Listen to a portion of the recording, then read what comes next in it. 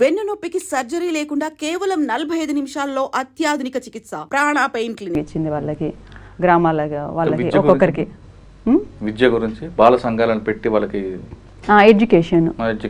Education వాళ్ళకి minimum కొంత knowledge ఉండాలనే దాంతో బుక్స్ తయారు చేసింది జంతన్ సర్కారు కోయ భాషలో. హిందీ అక్షరాలే కానీ కోయ భాష. వాళ్ళకి హిందీ రాదు, వాళ్ళకి అర్థం కావడం కోసమని కోయ భాషలో కొంత బాగా కృషి చేసింది పార్టీ. అంటే వాళ్ళు రాజకీయ చైతన్యం కల్పించడానికి ఏం చేశారా? చేసిందన్న, చాలా చేసింది. కానీ ఇవన్నీ చేస్తూనే బాల సంఘాలని మహిళా సంఘాలని పెట్టుకుని వచ్చారు, మంచిదే. కానీ బాల సంఘాలు పెట్టిన తర్వాత కొంతమందికి అంటే మైనర్లని పార్టీకి రావాలి, ఒక ఇంటికి ఒక వ్యక్తి రావాలి అని ఒక నిబంధన వచ్చిందంటే వాస్తవం అంటారు? అది కాదన్నది అట్లా మైనర్లు రావాలని అనదు. వాళ్ళు పనితో పాటుగా చదువుకున్నప్పుడే మనకి ఒక మైండ్ డెవలప్మెంట్ అనేది వస్తుంది. వాళ్ళు అందులో భాగంగా అన్నీ నేర్చుకున్నారు. చిన్న వయసులోనే వాళ్ళు చాలా డెవలప్ అయిన పిల్లలు. దాన్ని పార్టీ మంచిగా చేస్తుంది, ప్రజలని డెవలప్ చేస్తుంది, మన భవిష్యత్తులు కూడా బాగుంటాయి అనే దాంతో అట్లా వచ్చిన వాళ్ళు ఉన్నారు. వాళ్ళను ఫుల్ టైమ్గా రిక్రూట్ చేసుకోలేదు పార్టీ. జనతా సర్కార్లోనే పెట్టింది, అది ఊర్లోనే ఉంటుంది, అది దాని కిందనే పనిచేస్తుంది. అది దాని ఒక విభాగం, అది అంతే.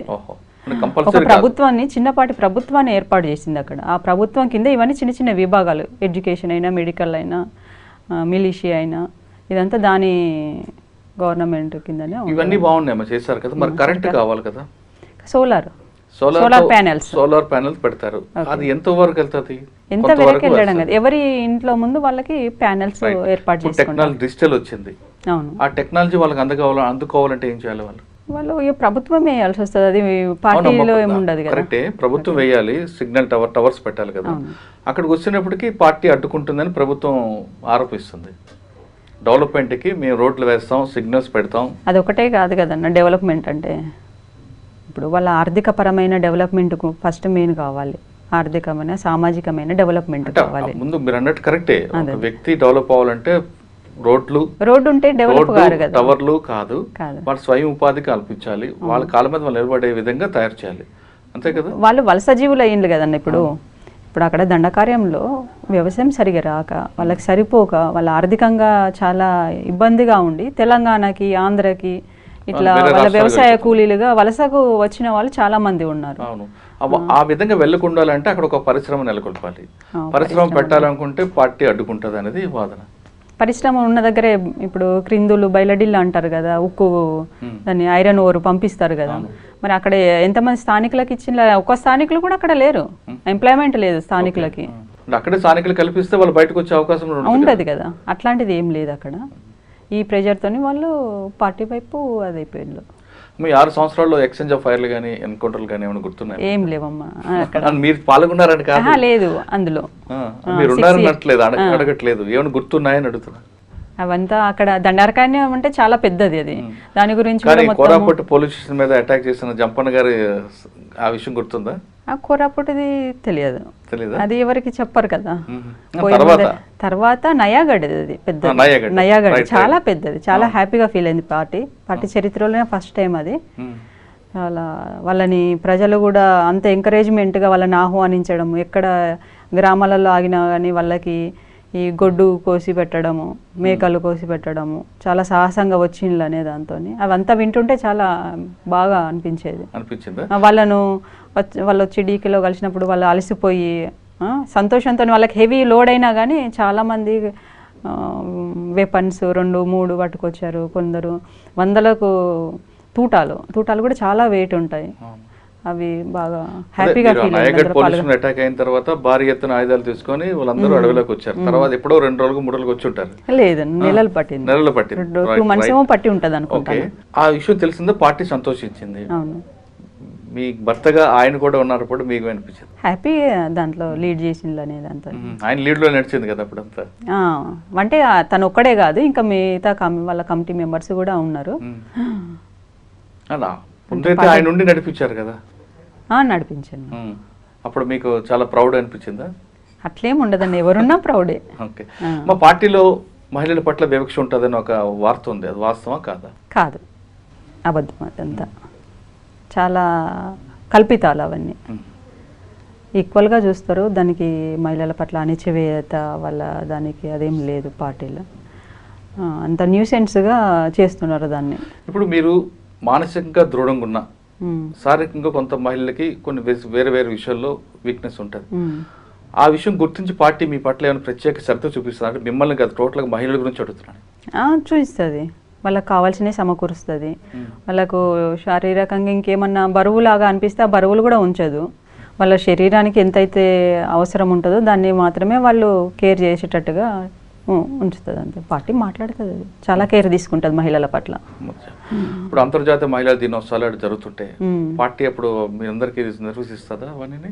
ఏమిస్తుంది? అంతర్జాతీయ మహిళా దినోత్సవం జరుగుతుంటుంది, అప్పుడు పార్టీ గుర్తించి మీకు ఒక ప్రత్యేక కార్యక్రమాన్ని పెడుతుంటుందా? ప్రత్యేక కార్యక్రమం ఏమి ఉండదు మహిళలకి.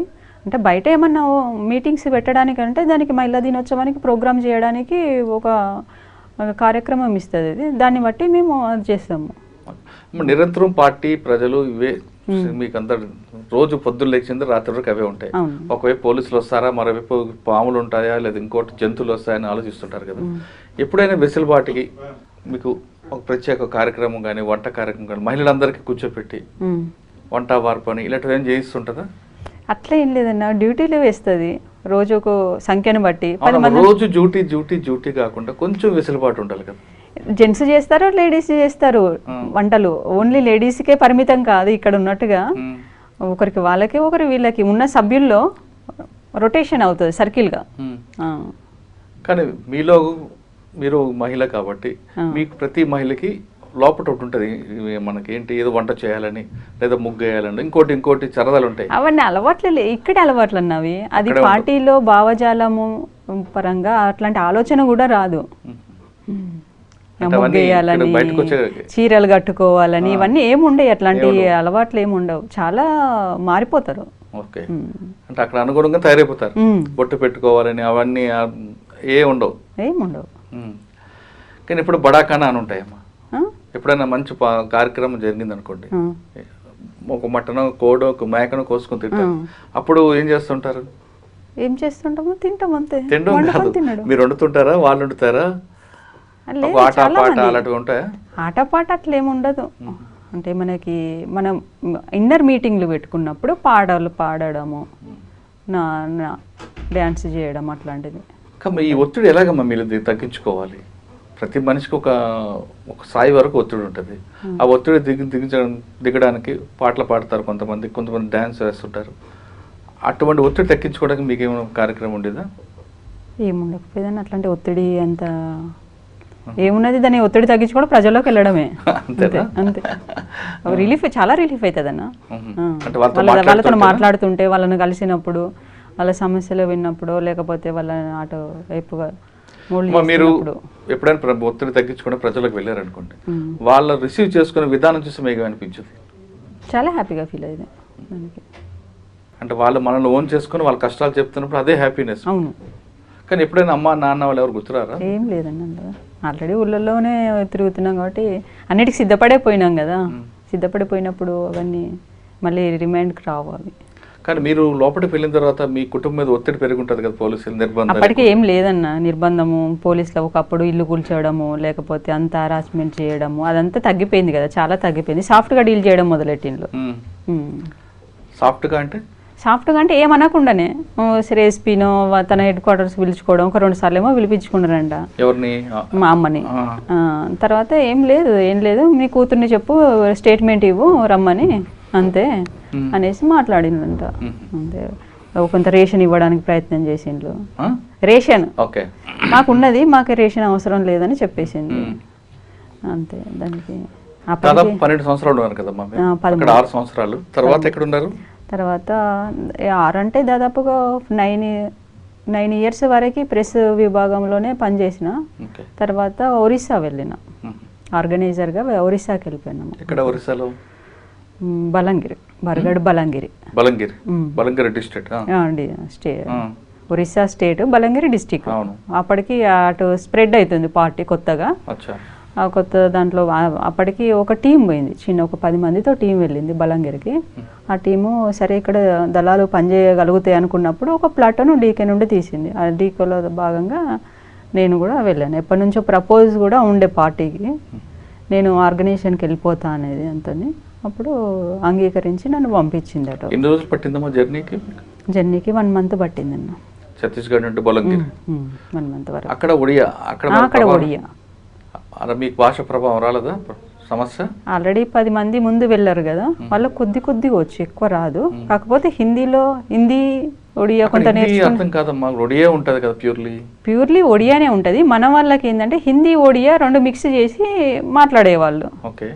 అయితే గ్రామాలలోకి వెళ్తున్న క్రమంలో అక్కడ తెలంగాణ టైప్ అనుకోవాలి కొంత. బలంగిరి కొద్దిగా ఎడ్యుకేటెడ్, ట్రైబల్స్ కొన్ని